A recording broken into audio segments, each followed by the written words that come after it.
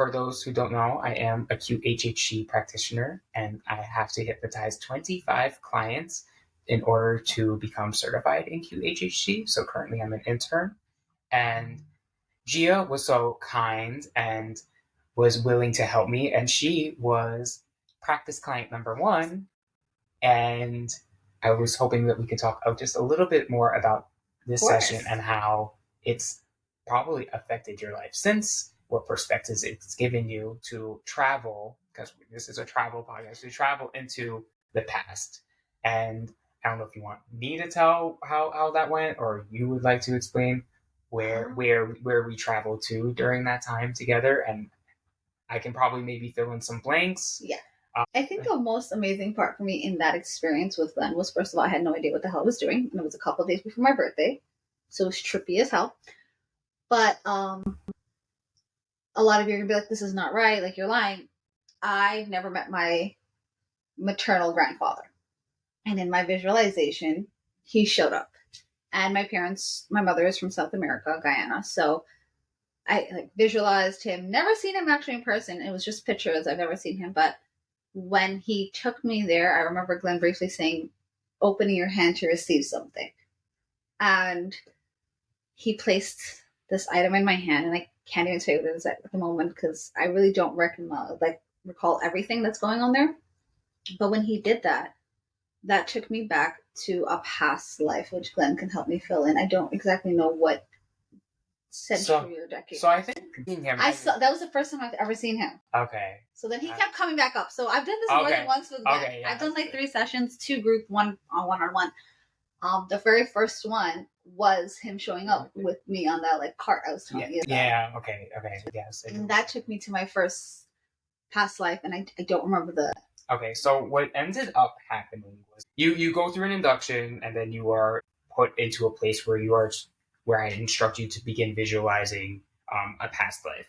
This didn't exactly happen with you at first, but it is normal to sometimes just see earlier memories of childhood, and that's what began happening with Gia.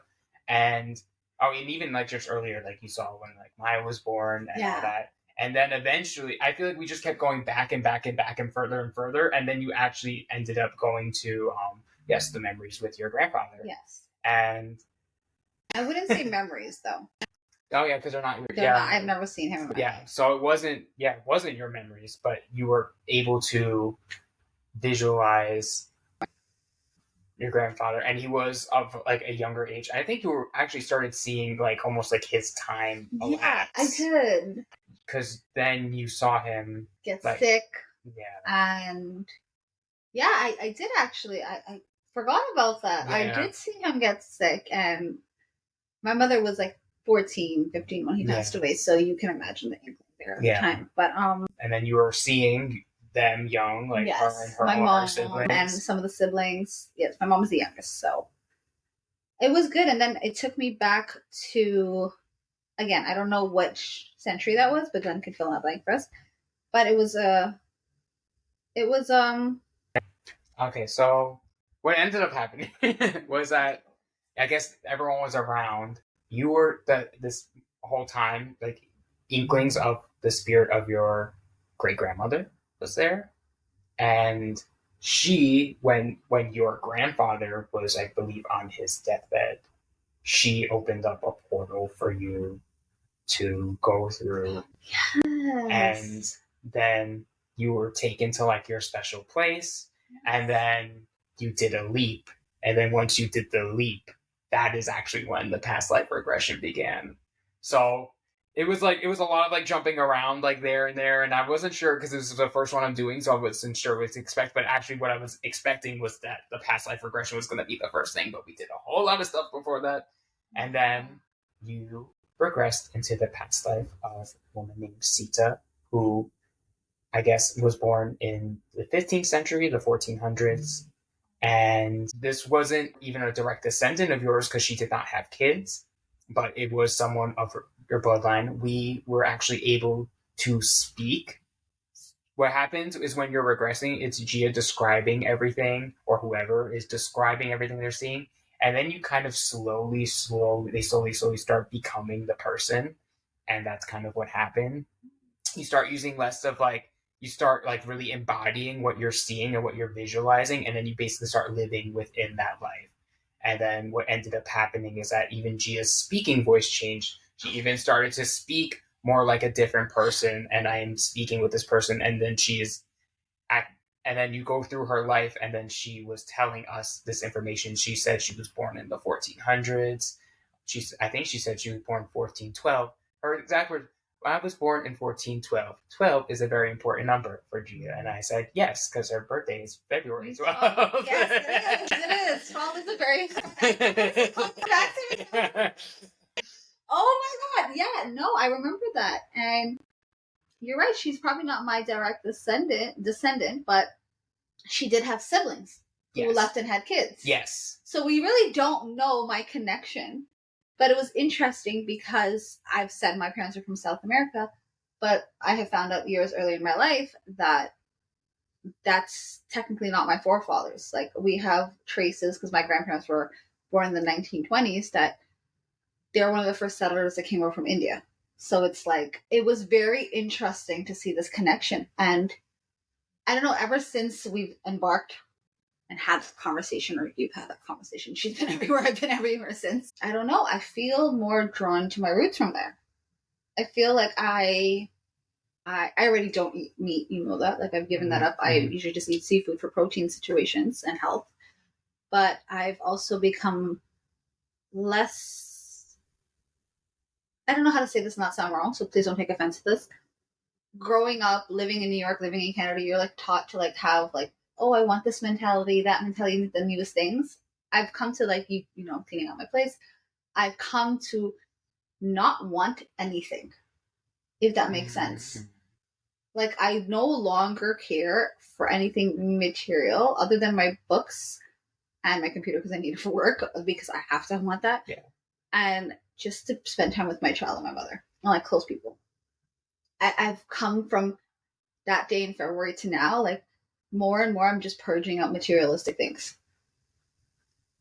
I don't care for anything anymore, if that makes sense. Yeah, like, I've lost this interest in like buying anything. I don't know how to say it like nicely enough. Like, yeah. I'll go out and eat because I feel like that's like a nice thing to do for yourself. But I don't even care for, like, you know, like, I don't even know how to say this. Oh my God, I keep saying that, but this is probably the best way. Like, everything I wear is plain now. Like, there's no logo, there's no written nothing on it. I've just reverted to this plain mentality. I don't know if that's a good thing or a bad thing. So my life has shifted a lot from then to now. I stopped wearing makeup a lot. I stopped. Yeah, I'm just like in this like plain Jane level. I don't know what's going on here. Now that we're talking about it, it's been like almost, 2 months? Yes. Yeah, over 2 months. Yeah, over 2 months. Yeah, I feel like since then to now, I'm more curious about my heritage, my background, digging, finding connections, traveling, like, to see new things, experience new things. But in the same sense, I want to do it very simple. I obviously want to be within my comfort levels, but I don't want to be in this, like, I'm over the flashy. I hate to say that because that sounds so bad, but I just don't care for the flashiness no more. I like everything like, yeah, I think that's where I'm at now. Very, very mundane with things.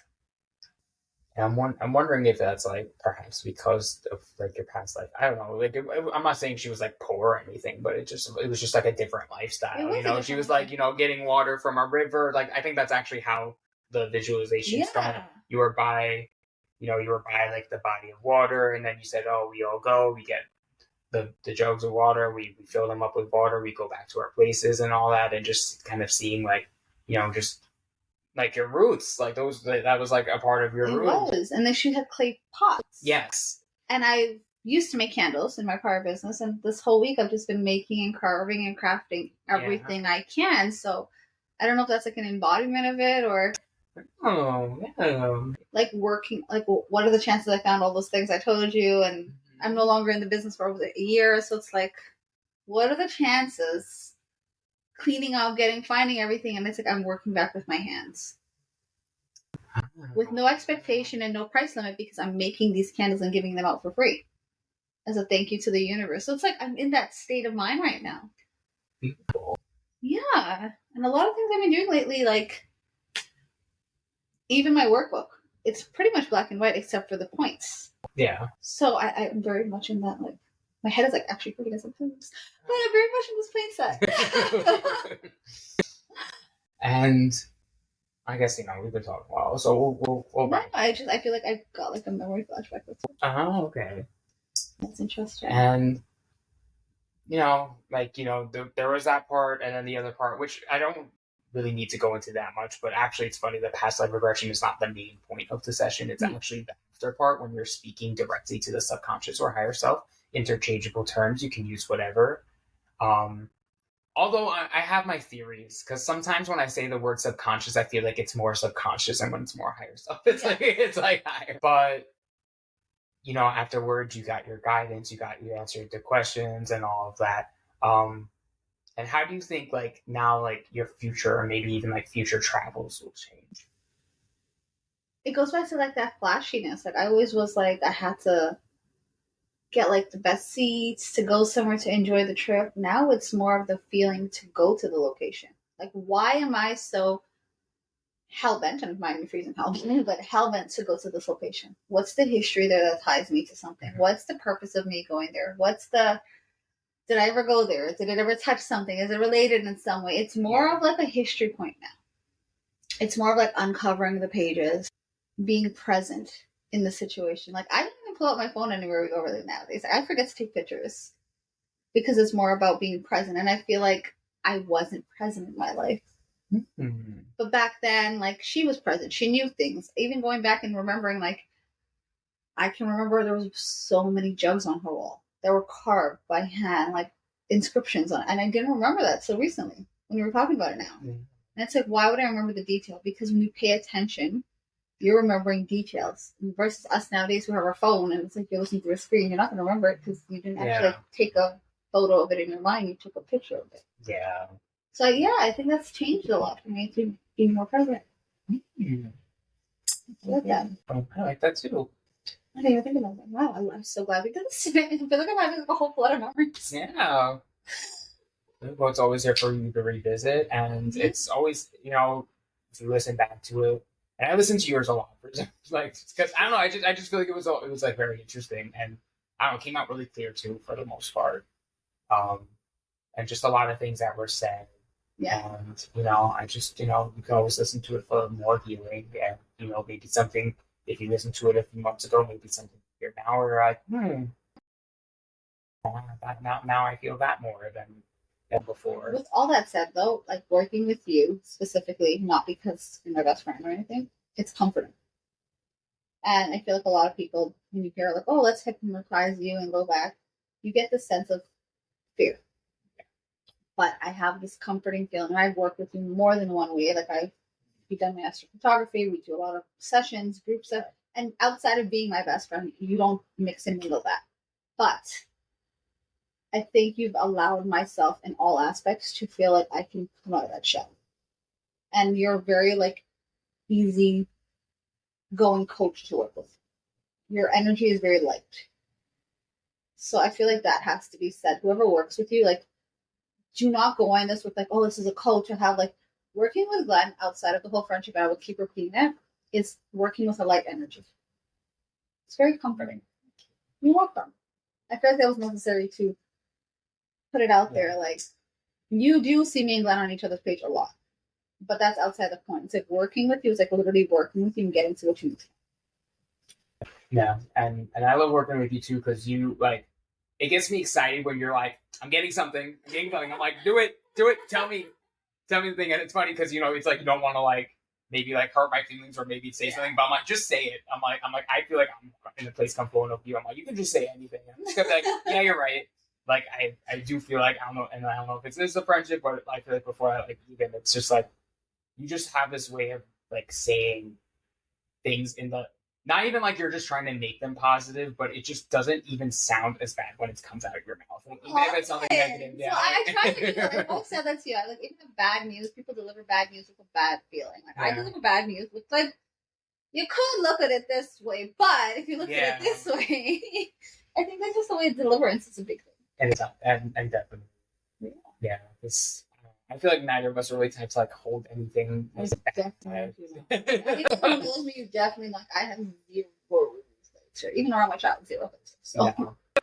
Yeah. It was watching something. I think it was like a Law and Order episode, and it's like the child, like it was like her husband was adopted, and like the wife opened the email, and she's like, "I'm not gonna tell him." I'm like, "How are you not gonna tell him?" What? I mean, no. Like. It was. I wouldn't even think about that. I'm like, first of all, it wasn't your email to open, so it's like that's not your secret to really keep. And now that you did, you're like in this now. But it turned out it was like his half brother. It's like, okay, so that's why. Oh, I think that many episodes like that. Yeah, but like he didn't even know he had a half brother because he didn't know he was adopted. So she's like not telling him, and then but he's like in interrogation. He's like, "I don't have a brother. I don't know what you're talking about." And I'm like, "See, if you had told him about this, he would have known it. Maybe he would have known it. Maybe you would have put him through less struggle and being interrogated by these police." So it's interesting you say struggle because with the past life, I feel like a lot of people don't want to go and embark on that to find out what's going on. But you might be struggling in something right now, and you're not sure how that relates to you. Because often all of us look at our struggles as like, "Oh, why is God doing this to me? Why is this happening to me?" But what if you're going through a milestone or a mountain? What if you're climbing over a hump to the next and you're questioning why this is happening, but your past life is letting you, this has to happen for you to break this. Mm-hmm. Yeah, so it's like anything that was left unfinished, and they will, and like it will be shown to you like the life that you need to see, and there will be like a reason for that. And I don't remember the exact words that were given. I actually, I just remember that I was like, Gia's confused. But it was very much about I think that was more about your soul life, you know, like your incarnation number than anything else. And I was like, that was interesting. I've never heard you like talk about that or think about that, but I was like, I guess it contextualizes like why you felt more different than other people because you are like further along your soul journey than the other people in their life. Well, that's something I think I might have shared with you when we were in school before we were like on this friendship.